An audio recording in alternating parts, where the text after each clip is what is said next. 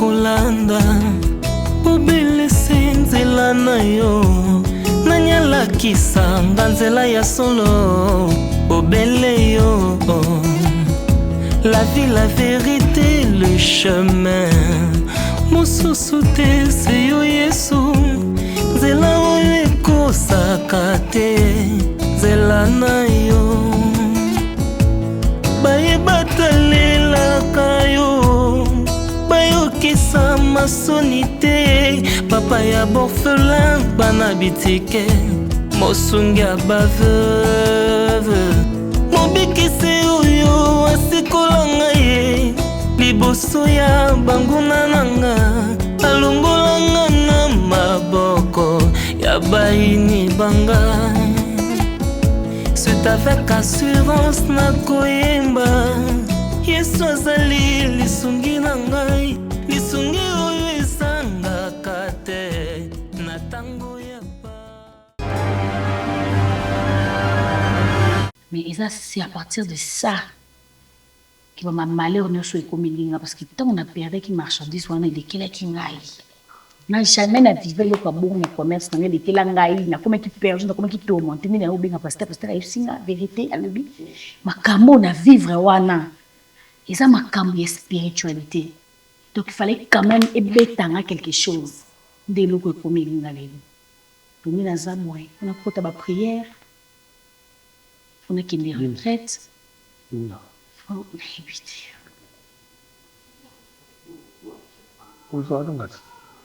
oui. Mais je n'arrive pas à comprendre que Okobumba Makambuya son moyen. Et comment tu faisais semblant? Yo se batamaka pour le bungi.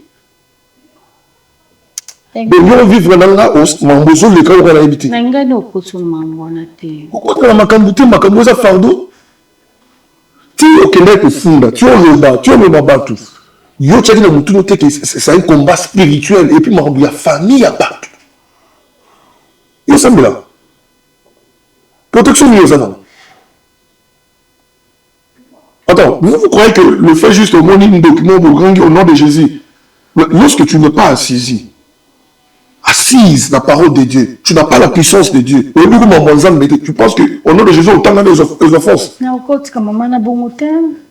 Et ça m'a dit, souvent on rencontre un monté, mais il faut se préparer. Donc on va dans le secret son boué. Toi tu parles de marchandise, bon, marchandise n'est pas bungi, n'est pas moi, non c'est ça là. Donc sur le plan spirituel, ce qui influence mon souhait. On peut taper influencer ma fiancée na yo. Je ne suis pas content, je ne suis pas fier de toi. Tu pouvais m'en parler. Je suis désolée. S'il te plaît. Nga oyebi déjà que nga na olini sango kaka. Mais ça n'a qu'à somme que vous en avez tellement monnaie à regarder bas secret à somme. Bon, ce que ça dit c'est un esprit moko diabolique ou écoutez une histoire qui font non ça décliner. Ça veut dire quoi? Ti dans film dama, ti bazo film na biso, bazo na biso miyibi mambutu. Oh, yo ya bani de ressources c'est le problème. Parce que tu as une tête pour réfléchir. Tu n'as pas une honte, on a bien pasteur tout solo dit. Parce que les bandes n'ont comprendre te, n'ai pas pété qui vont comme là. Ok. Maintenant, qu'est-ce que tu vas faire pour la dette? Qu'est-ce que nous allons faire? Je pense qu'il faut au courage. Il y a que sur la peine. Un chèque. Un chèque pour le moment. Pour faire comprendre. Seigneur Jésus. Linda. Toi, la mission au monde. Toi, les autres aussi. La quoi est invisible. Toi, la mission au monde. Je pense que. faut qu'on ait ma prière. Il faut que ta retraite. Pasteur a passé un programme. Si on lui peut te proposer un PK. C'est un programme qui a 5 semaines.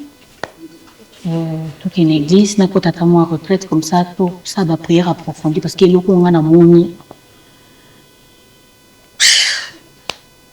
ekoki mpe koimpacte nga na mambo ebele parce que nakoti na monde moko boye namoni eloko moko boye ifele pa na monde. Chercher Dieu. Seigneur. Prochainement, s'il y a un problème, oui bien, ebele ya bato bakota mabele na basekret mosusu oyo soki oyoki yango okomprendre que frère peut-être aloba balukele délivrance. Est-ce que tu es parti à comment il y a un niveau au porter ma plainte? Parce que Malikambo, on a une tout dans ma volonté, mais le coup, on a sali, le coup, on a moi, c'est normal, la production va nous là-bas, parce que de côté maintenant, il faut tout contacter. On va passer à qui? Ok. Merci de ne pas poster. Mais c'est ce que j'ai dit, non? Après, c'est un programme. Tout ça, par exemple, on a fait un semaine.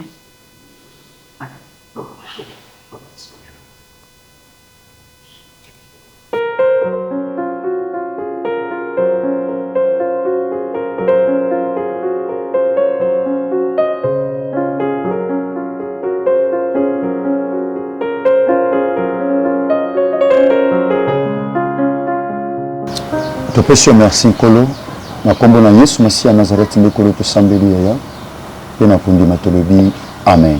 Amen. Mame to alboni. Kimia papa.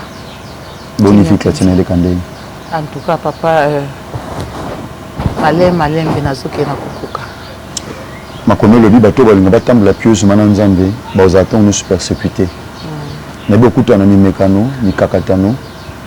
Zape moko ba raison où esali ke na benga opona sambe la tina na yo mukilo yo ezana mabakuta mebele mususu peut-être ana makoki ya olobate devant na bomoto bo malinga oser pas tester est-ce que za penza mwana nzambe ya solo to ya lokuta mais yo simbaka kondima ko CDT akomi lobi Christ azobisa ba disciples na Matthieu chapitre 24 abisi bango bokuta na mikakatano beaucoup de passe. Mais celui qui persévérera jusqu'à la fin sera sauvé. Donc le salut est attaché à la persévérance. Donc persévérance, les quatre nango le but que zali.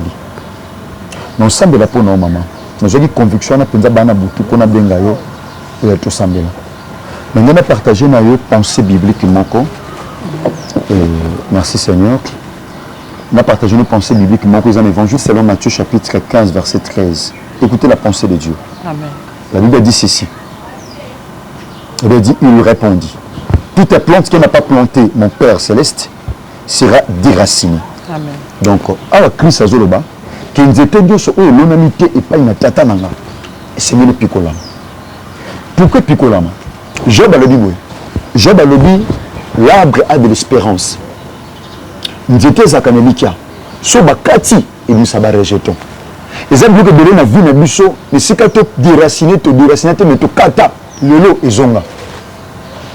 Les hommes situation sous la vie, le col a to kata ngote et plutôt to picola ngote to kata ezonga. Les hommes situation sous la vie, faut picola ngo.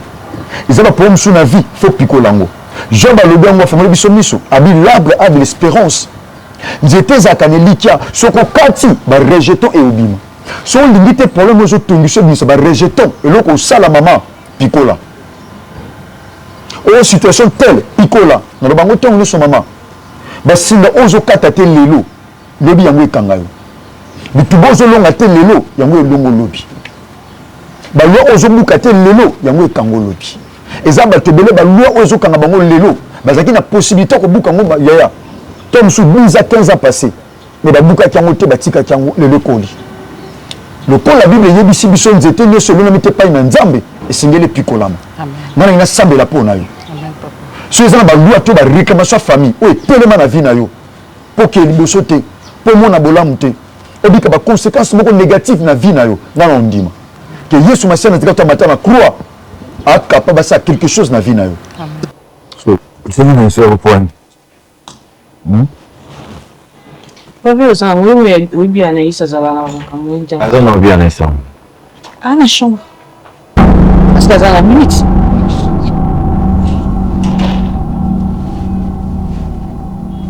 Bonjour.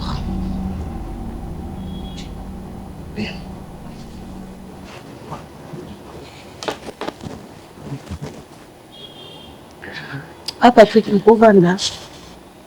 Maman, sur la lèvre du mannequin.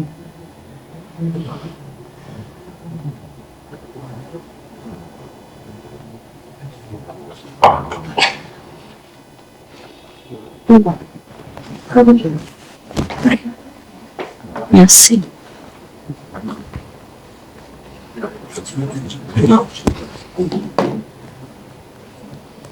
D'abord, je tenais vraiment à m'excuser par rapport à Maman Souekomaki.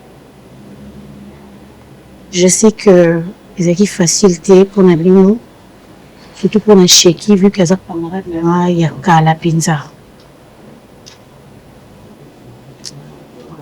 Il y a ce qui est. Ah, Seigneur. Je vais présenter mes excuses par rapport au comportement suite à la façon de gérer qui va problème pour ne pas que chacun bien mingi. Alors et je sais qu'elle avait besoin de des réponses dans la question est on est comme tout na moment wana tellement de cambo comme la kingai et comme qui tellement si rapidement que on s'est retrouvé dans la position où là. Non, mais pour expliquer à monter. Je tenais vraiment à m'excuser. Je qui n'a pas nzambe. Na tika na koyiba mbongo te.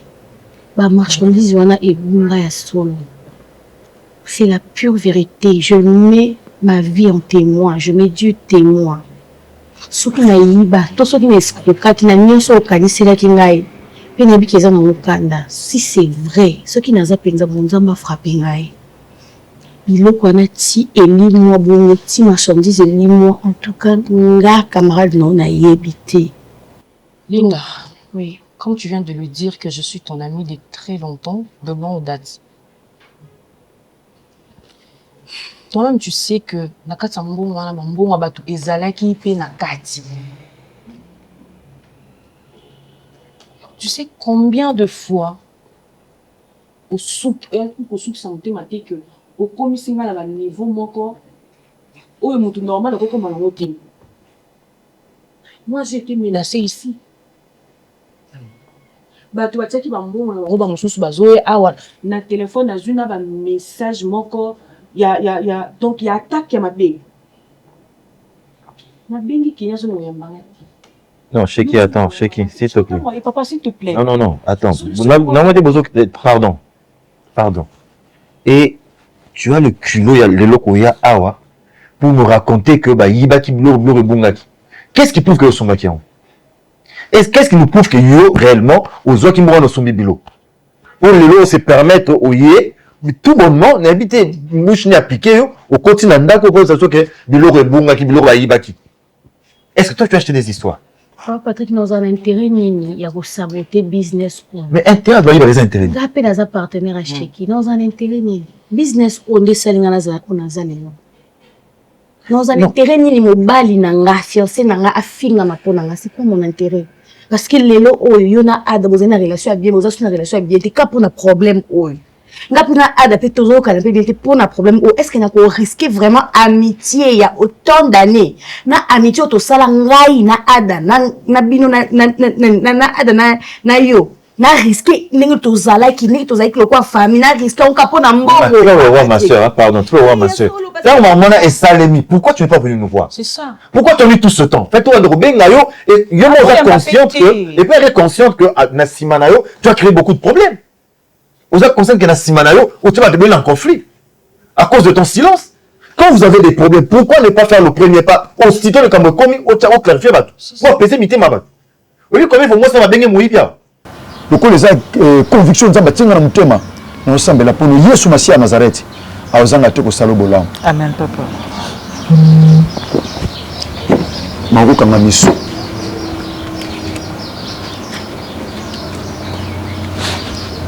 Uramaka na lusambo mama. Loba kole Yesu Masia Nazareth. Kolo Yesu Masia Nazareth. Ngai erbi na ndimi do kolo pe mo bikisa bo mwenanga. Ngai lotanga kombono mama. Ngai étoile na ndimi lokola mokonzi ya bo mwenanga. Ebe tambo na nezaki malamu te. Et tambo langeza ki malamu. Pour naïeba qui yote. Pour naïeba ki yote. Le quoi na zuba mon apese pas na yo. Le quoi na zuba mon na pese pas na yo. Pour le kango la vinanga. Kolokango la vinanga. Et pas une so ba bombanga. Et si kanyo so ba bombanga. Spirituellement. Spirituellement. Pour na mona bolamu na ote. Pour na mona bolamu. Kobanda sikoyo. Kobanda sikoyo. Na fongwama. Na fongwama. So pesa ne loko moko. So ki pesa ne loko moko. O ba lona na nzoto nanga. O ba lona na nzoto nanga. L'esprit nanga. Na esprit nanga. Kobanda sikoyo. Kobanda sikoyo. Etikanga. Etikanga. Sopramana boshekeria. Merci Saint-Esprit de Dieu. Tata na tombo loboko. Na simbi Bible. Seigneur, la Bible ne contient pas la parole de Dieu, mais la Bible est la parole de Dieu. Il est écrit, Seigneur, au commencement était la parole. La parole était avec Dieu, la parole est Dieu. Tout était créé par la parole. Na sambeli na kombo na Yesu à Nazareth. Pour na maman étoile. Tata soba longola étoile ya maman o tata. Ba remplacer on loko mo ko mele pasi ma to pe kolela. Na tombo le boko. Na kombo na Yesu à Nazareth. La Bible dit toutes les plantes qui n'a pas planté mon Père céleste sera déraciné. Na sambeli, na zo pikola. Na kombo na Yesu à Nazareth. No so nzamba lunate na nzoto na yo. Et pikolama alikoma libre. Il est écrit si le Fils vous a franchi, vous serez réellement libre. Si comme vous pouvez pas liberté, dans souffler. Dans souffler pendant que je déclare. Sopramana bouché. Merci Saint-Esprit. Allez vous pouvez pas liberté. Et souffler un bon moyen. Et pas une soba bomba yo. Pas une soba côté ça yo. Allez bima. Allez sors. Sors. Au nom de Jésus-Christ de Nazareth. C'est na tombe le boko. Tika makilo sopa ne kolus. Il est écrit ils l'ont vaincu à cause du sang de l'agneau et à cause des paroles de leur témoignage. Tata le kolo to longa nzela ma tête oli pe nzela makilo sopa ne kolus na couvrir maman étoile na makila na yo tata. Ba lo moko te a famille. Misala moko te a Satan na tata ko za na pleur to na bokondi likola mama oyo na simbi se pa la Bible dit oyo simbi asimba misolo muto boto la sate tata na recommander pa ino tata apengwa te ko le Satan abimisa ete na mokano na yo tika sécurité pe protection na yo et couvrir. C'est la Bible dit les cris de triomphe s'élèvent dans les tentes de juste tata tika ba cri ya triomphe to pe elonga et ganga na bomo ya mama étoile ko banda siko kino mokolo kozonga na couvrir na makila na tata pesa makasi ya ko lukota ngonyoso pesa makasi ko bondela ko loba posa mokili ya malamu to eko meme na ko bunga tata eza musika na ye ndenge kangami na mabele lola indima pamba te ko mama nyosto kanga na se et kanga mpe na likolo ope to fongwa na se et fongwa mpe na likolo au nom de Jésus-Christ de Nazareth nde to sambeli pe to lobi amen mama étoile ko le sumasi na zata peso makasi amen papa na ndi mo banda saison sika na sumasi na Nazareth amen papa Jean Makassa Sika. Nzambo tiko te maman. Amen. Vous avez déjà Bible maman? Non, t'es papa. Vous payez pas sur Bible, tu payez tant. Te wana pesi ngande na osela ka na kaso bi ayanga. Te na bisa ki pesa ngoyo. Ah, ekoma yanga. Ekoma yo maman. Merci papa. Merci maman. Ko la batelo kasi. Amen. Vous bonga makasi bande de sala kuna pour la chambre de prière. Oui, quand il y a un menacer. Décrocher quelqu'un au téléphone, tu expliques que tu as un moko. Tu as un bateau, combien d'appels la bengi. Et moi, j'avais des bonnes relations avec ton fiancé. Hein. Tu as bien la fiancée. À cause de toi, je suis tombé bani. On s'est des mauvaises paroles qu'on a eu. Donc, au pays, si moi, tu m'as boué, parce que tu voulais garder une information. Le n'est pas au lobby sur le pourquoi. Il fallait garder. Il fallait garder. Donc, aux Zuli Kambu, aux Vandi Nayo, aux Obamba, aux Obanganini. Tu vas te mettre ma sasse. Et c'est quelle solution qu'elle nous apporte maintenant? C'est ce qui est important. Ah ouais, comme ça soit baïbit. Ça soit bungi. Azu quoi, ça va être bungi. Il en faut papa wanate na. Oh, ce que bon. N'engaine na soit responsabilité parce que na mieux tu on a un choix. Je voulais quand même avoir la responsabilité de rembourser cet argent-là parce que, comme l'a dit Cheki, tout dans un bateau, pendant l'eau, on a une réputation, puis un business abisso et baby, et je prends l'entièreté de la responsabilité, je prends vraiment l'entière responsabilité de mon acte. Okay. Et moi, je voulais quand même plutôt signer ma papier, que je signe une décharge. On a bandana, et bandana, dans le sang là. Comment je peux procéder à rembourser? Pour que tu disparaisses après, c'est ça? Non, pas Patrick, non, disparaître était. Non, c'est moi, j'ai pas confiance en toi. Sérieux, la peur de confiance.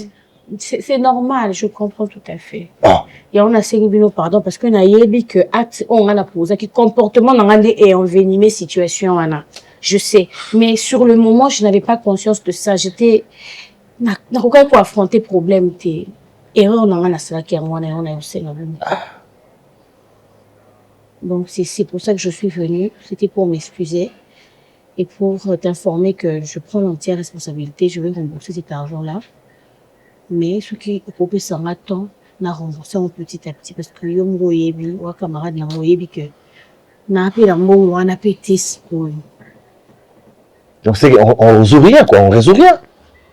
Oui, la solution Marotin. Ça c'est pas une solution idéale. Donc là on résout que vous avez un bon côté, tu signes un papier et puis tu vas disparaître. Dès que naza na mbongo, tu na lobi mbongo wana siko na pouvoir moté mais je prends l'entière pas Patrick. Non, mais est-ce que maintenant, les choses on comprendre gravité, il y a comment au sali. Bon, on met la légèreté, il s'agit de l'argent, bon, on va te bailler là, tu vois là, maman. C'est ça, ils ont blagué. Tout le monde va dire à Batouana que non, à mon anaki, à lui, il va à signer des charges, à un bon wana si côté, nous poser là. On va nous rembourser petit à petit. Après, tu vas commencer par qui et tu vas laisser qui? Il y a des gens qui viennent ici, ça va défiler, on vient insulter des gens matin, midi, soir. Non, rembourser. Même dans l'État, tout le temps pour rembourser. Ça va garantir dans l'État. Quand tu signes des charges, quelles sont les garanties? Je vais vous donner ma garantie dans la casse. Mais dans un intérêt qui maintenant, qui m'a pourquoi? Pour chacun en a bien un téléphone en doyant bâtir qui m'était na yeti awa, dans l'intérêt ni au kima. Moment où tu fais une qui me fait une qui. Qu'est-ce qui ne dit pas que c'est au problème au kima non? En tout cas, je suis sceptique. En tout cas, je suis sceptique. Je ne crois pas. En fait, oui, c'est logique. Tu viens pour nous amadouer et au qui se mais puis tu vas partir calmement. On sait comment ça se passe, madame. On sait comment ça se passe. Ici, nous traitons affaires. Ça, c'est mon amitié. Nous traitons affaires. Là, mon bon. Elle a payé sur confiance et tu as un résultat. Si quand tu vas signer de décharge, il faut accompagner la garantie. Là, il y a sur décharge. On doit avoir des garanties parce que moi, je crois que Mambo, ça, ils sont normal. Si on y a qui attend, et il a évité Mambo délai. Et il a évité Mambo délai. Pourquoi? Parce que nous avons un problème. Nous avons Mambo comme Elio. Sur les aguiles maintenant involontaires. Sur les aguiles au cause qui a monté. Quand c'est arrivé, il fallait dire la vérité directement. On appelle ton mari, on appelle Ada qui nous parle avec insolence, oui, toujours comprendre côté. Sa petite sœur qui ne décroche pas. À une dernière minute, benga yaya na okas. À tout cas, vous ça la montée. Maman, tu as un papier ça sur des charges. Je n'ai pas. Ce sont ma garantie, on appelle ça du d'avoir des garanties. Parce que ça dépendait de moi. Fait que la police soit là, mais on va entendre sur PV. Tout le monde a une voix la police, parce que moi je comprends pas. Patrick, toi qui n'as pas de ma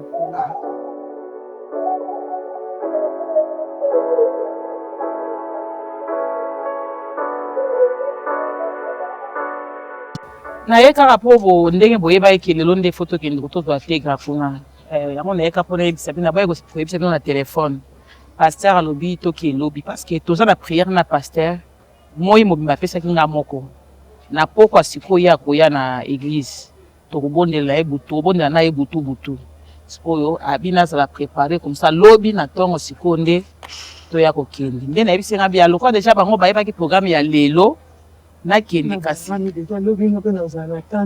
lobi tokeka na ngai ngamona lobi ozala ngande ya na mukolo ozanga raison akombe osambela lobi okenda ngai tokende ngande ya na bina liboso o papa na mama bakufa batikela nga bino bozaka na maboko na nga alors likambo aleki nyonso fonga na zala kana pona ko tia droiture tokokenda ngai papa tikela mama mutoma usta suka ne papa tokenda ngai tokezwa mwana asi wana lobi yo ngana ozona na permanence po nzela biso tokendele ngana problème te para bino za kozonga si na yana zuyo permanence ozwinga uzimusa kasi toke wana na ozo na yozo ba erni yebisanga na erka ozaka omuni ke ozana elo sa tuye kozonga nga ozana na permanence donc tonga si na sokoli na ngai si vous en docteur na permanence parce que ça ba prière bazolandela oyo elekeli nga na vie eza makasi spiritualité eza makasi mingi donc soki nzambe alobi ke sikoyo ekoki nazonga ndako kozonga nakoya na ngai normalement so na ozana na église nakuta ser losambo nano après yozokana ngo boye pekisa eti yaya pekisa ya kana pasteur ti alobi na nga lelo tobondela ayebisinga mama nzambe olakisanga makambo ebele mais avant okende kuna ifo tosambela ngai nzambe abikisinga mais botikilanga mwana kuna nalingi porte d'entrée te tena po mama mwana tokomi kaka tozwi mwana neti nga kutu nakoloba te tokomi kaka tozwi mwana esili toye kozonga na biso esili donc tokeka na pete nyonso totika na pete boye tokolobele te eloko totikeka na pete yaya nzambe asi abundeli ngai yo lingi oso obunda lisusu nini bolela nga awa deja bolela nga asala na yebi ke oza libulu wana atimolaki ye moko moto akokotango suru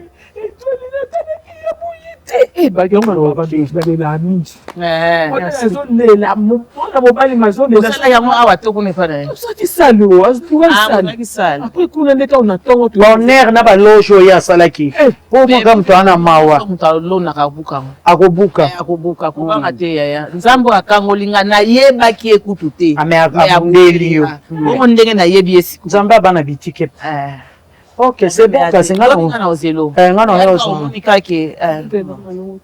omoni kake c'est bon oye nga na ozalaka ba avant midi na sokoli ba 9h10 na ozadea na nzela d'accord ok c'est bon nga nakei kasi merci leki na ngai nzambe abonga yo oloba te mama na oloba nini nyonso ekomi na bando oyebisa ngo mama leki makambo nyonso eleki na bando oyebisa ye bando oyebaka serge ana kisi makambo nyonso eleki bando oyebaka serge pardon mama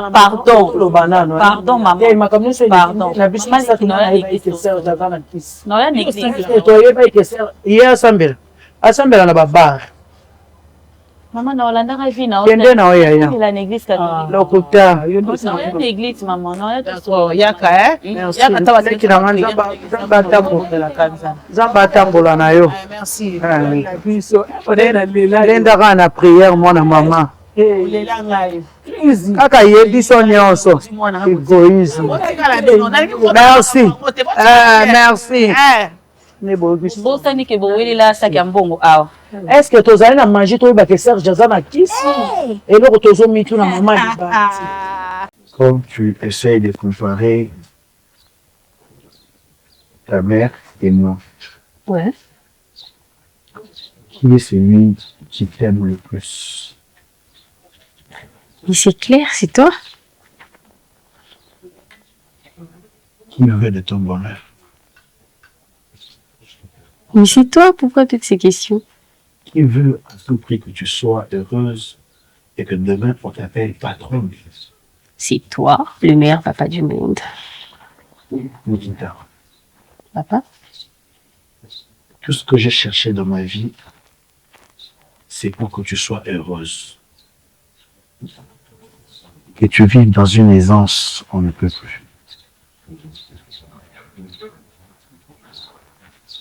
Et maintenant, c'est arrivé le moment où tu dois me remettre cet ascenseur.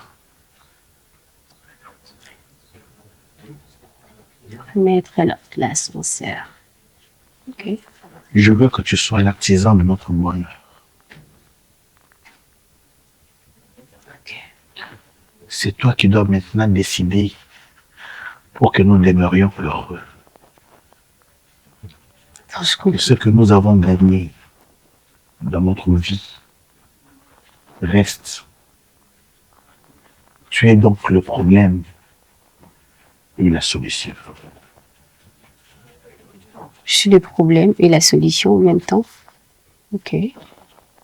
Tu vas étudier et tes amis, tu connais bien tes amis, il y a certains de tes amis qui ne vivent pas une richesse. Il y a ceux qui souffrent. Mais toi, tu n'as jamais connu de souffrance à ta vie. Tu ne manges jamais à ta faim. Tu manges quand tu as besoin. Ok. Et je me suis battu pour que cela arrive. Tu as un père qui t'aime. Je sais. Je ne t'aime pas seulement de ce qu'on appelle filiation, non. Je ne t'aime pas de ce qu'on appelle agapé. Non.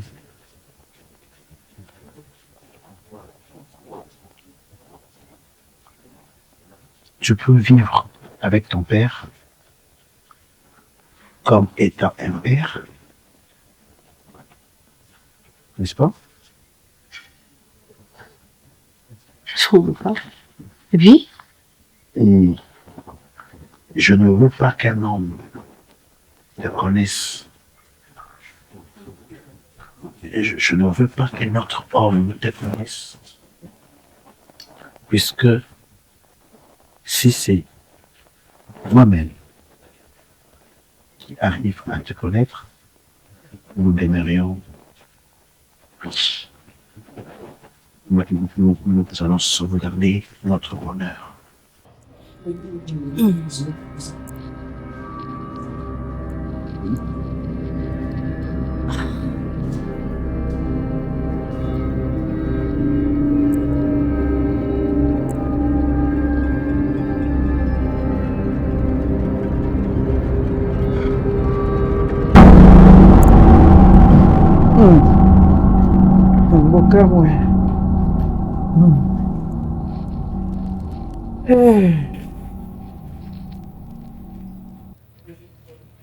Mama na mwana bavandi wa mosilo mobali.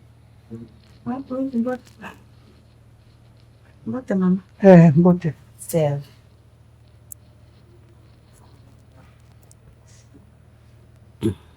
Nazovanda nazomituna. Na mituni. Ti sikoyo nayebi eloko nga nasali yo te. Nayebi eloko nga étoile nasala yo te. Nayebi te.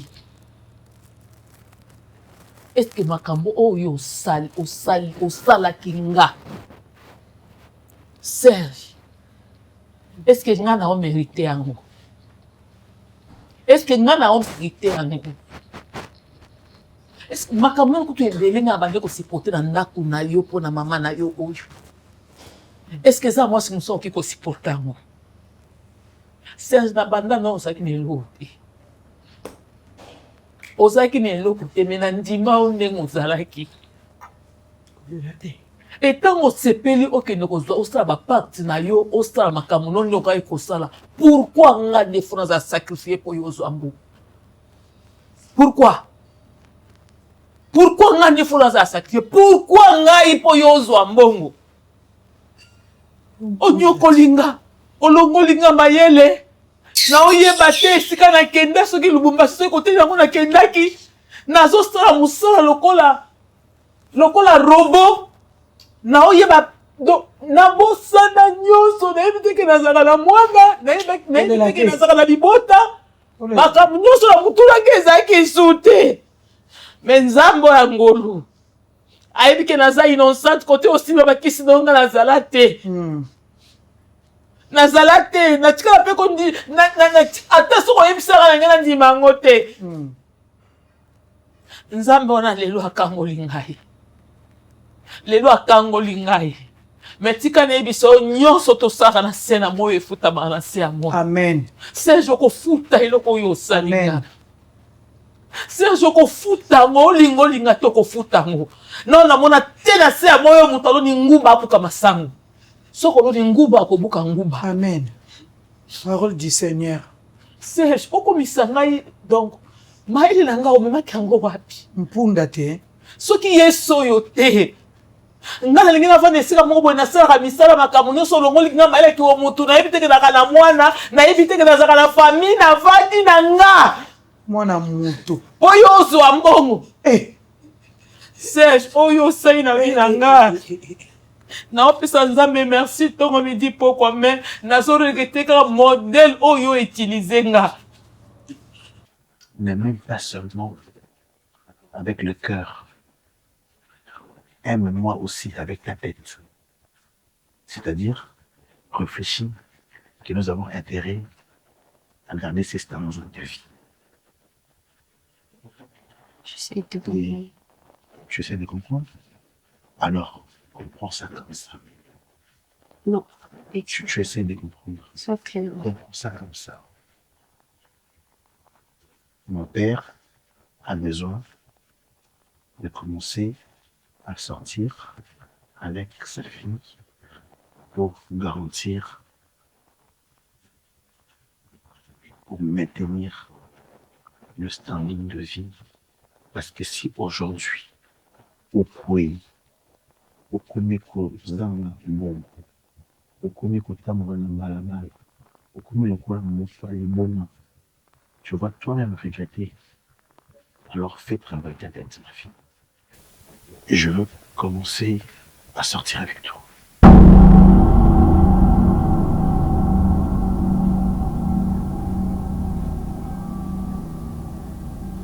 Pardon. Aide-moi. Sauve-moi. Sauve ton père. Sauve ton père. C'est tout ce que je voulais te dire. Tu as intérêt à sauver ton père et à garder ça comme secret. Secret entre toi. Oh.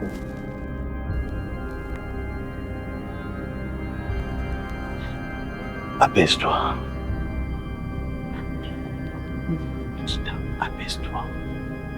Tu me vois, moi, ta propre fille, me déshabiller devant toi? Moi, ta propre fille? Moi, me déshabiller sur toi? Tu me vois, moi, ta propre fille? Attends, non, ne me touche pas. Nikita, tu vas aussi voir moi, ton propre père. S'il te plaît, me déshabiller de toi. S'il te plaît. S'il te plaît, tais-toi. Moi, ta propre fille. Comment tu peux imaginer ce genre de choses? Comment tu peux avoir ce genre d'idées dans ta tête, papa? Moi? Tu me vois, moi? Tu m'as vu depuis que j'étais petite, me déshabiller et être là comme ta femme. Papa, tu m'as bien regardé. Voilà. Tu m'as bien regardé. Et tu oses me répondre. Tu oses me regarder droit dans les yeux et tu oses me répondre que oui, c'est vrai, c'est ce que tu as dans ta tête. Est-ce que tu réfléchis? Est-ce que tu réfléchis de ce que tu viens de dire? Est-ce que tu réfléchis un petit moment de ce que tu viens de me dire là en ce moment? Est-ce que tu sais ce que tu viens de créer dans ma vie? Je suis obligé. C'est... Tu vas t'aider, s'il te plaît. Comment tu peux avoir ces genre d'idées? Comment? Dis-moi comment? Maman zwa kimia. Serge Nzamba limbiso. Mwana ngaza. Na limbise. Oningolo banana limbisa yo. Ka tsenenga tshelo boko likolo lo kwa mwasi ache loboko likolo ya bébé azoningana na libungu. Complicité na mama na ye amdokiti. Omonenge mama avandi te na voile, bavandi lo kwa mwasi na mbali. Bo mwasi na mbali na bututi. Mwana ngaza. Et ça landeni bozo mona mutu bo manipuler, ti bo komise kizeng, bo komise zoba, bo itiliza mayele na ye. Maman! Maman! Hey. Tala. Maman! Quel mana? Tigre. Maman. Pourquoi Zemi? Hein?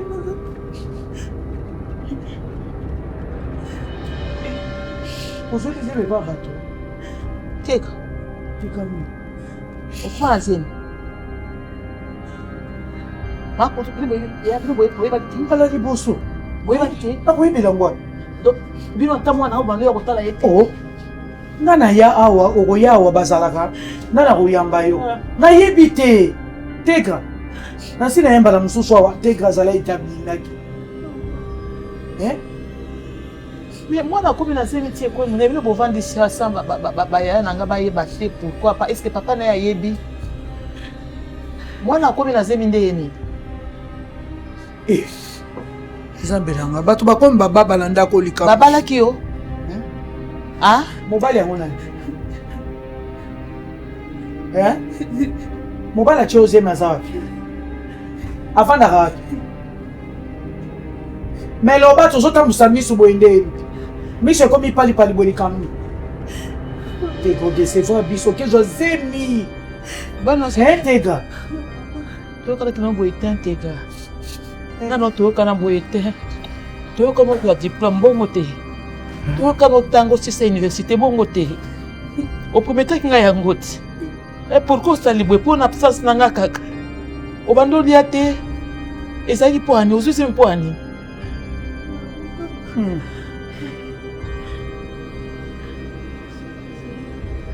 Hein?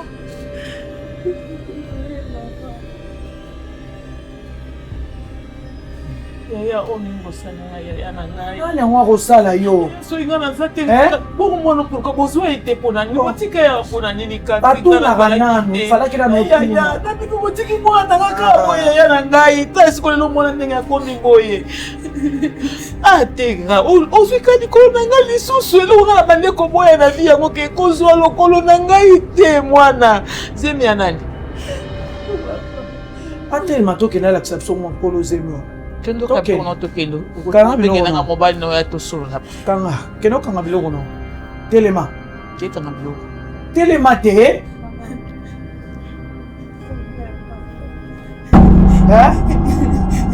C'est ma Serge.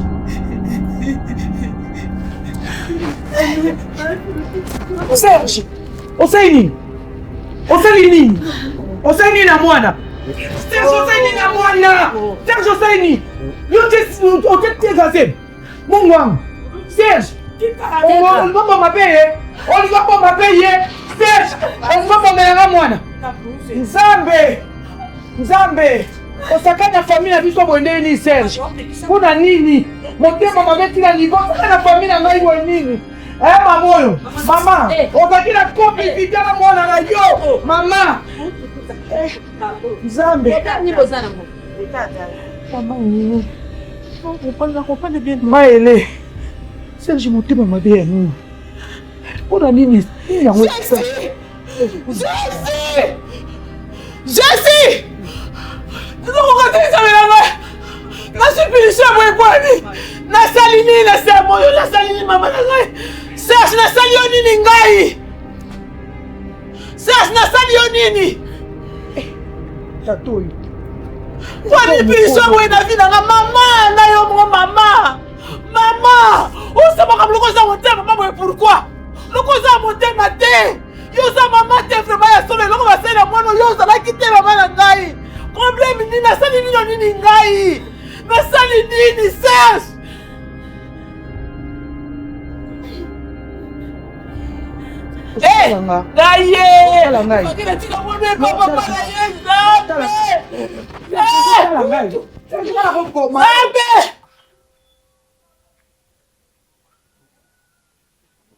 Tu vois que déjà tu es en train de me tutoyer, c'est que c'est normal. Ça commence comme ça. Tu es un monstre. C'est pour ton bonheur. T'es un monstre. Appelle-moi monstre, mais pour ton bonheur. Est-ce que tu sais que t'es un monstre? J'accepte. Et tu n'es plus mon père. Dès aujourd'hui, tu n'es plus mon père. Attends, Nikita. Je sais très bien que tu peux renoncer. Tu n'es plus mon père dès aujourd'hui. Et tu la fermes, s'il te plaît, ne me prends plus comme ta fille. Attends. Dès aujourd'hui, tu ne me prends plus comme ta fille. Et je ne serai plus jamais ta fille. Oui, ça j'accepte. Je veux quand même que, même si tu renonces à ce que je sois ton père, mais accepte que je commence à sortir avec toi. Mais quelle toupie. Tu vas me tuer. Et tu me regardes droit dans les yeux. Tu as la clé. Tu me regardes droit. Tu as la clé. Tu me regardes droit dans les yeux. Pourquoi tu cries? Tu as la clé de ma vie. C'est toi la clé de notre bonheur. Tu es le point culminant. Tu es la référence de ce bonheur. Nikita, s'il te plaît. Attends. Tu la fermes, s'il te plaît. Arrête. Non, alors fais ce que tu peux faire. S'il te plaît. Non. Je dis s'il te plaît. Fais ce que tu peux faire. Fais ce que tu peux faire. Ne t'approche plus de moi. Plus jamais tu ne m'adresses la parole. Plus jamais tu ne me regardes droit dans les yeux. Plus jamais tu m'appelles. Tu ne me touches pas! Calme-toi.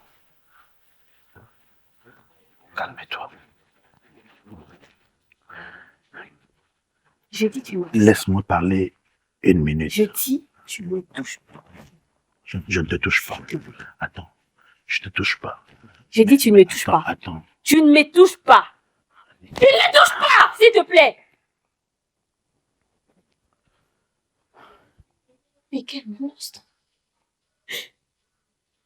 Je me demande si t'as déjà fait ça avec d'autres petites filles dans la rue. T'es vraiment un monstre. Tous ces discours que tu me disais, c'était pour ça. Toutes ces paroles d'amour, c'était pour ça. Tu vas regretter. Je regarde ta fille. Tu vas Je regretter. regrette aujourd'hui d'être ta fille. Et vraiment, Tu vas regretter.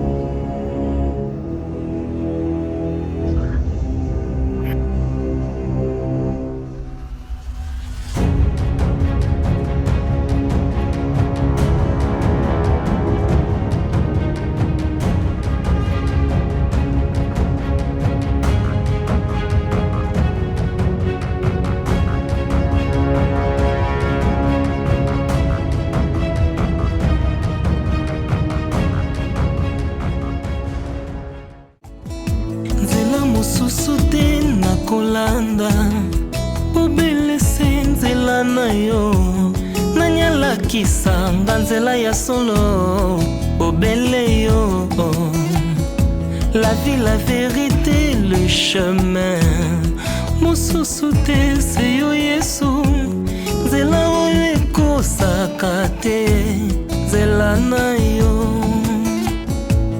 bayebatalelaka yo bayokisa masoni te papa ya borphelin bana bitike mosungi ya baveuve mobikisi oyo asikolanga ye liboso ya banguna nanga alongolanga na maboko ya bayini banga. C'est avec assurance na koyemba Yesu azali lisungi na ngai lisungi oyo esangaka te na tango ya pasi olobi na ngai natie liboso na yo banzela mibale kufa mpe bomoi kasi olobi na ngai mpona bomoi naye kososola ete yo nde ozali bomoi nzela na yo eza nzela oyo ezopesa vie nzela na yo eza nzela oyo toza na assurance ya avenir na biso oh Jésus nzela mosusu eza te bobele nzela na yo nzela mosusu te nakolanda bobelese nzela na yo nanyalakisanga nzela ya solo bobele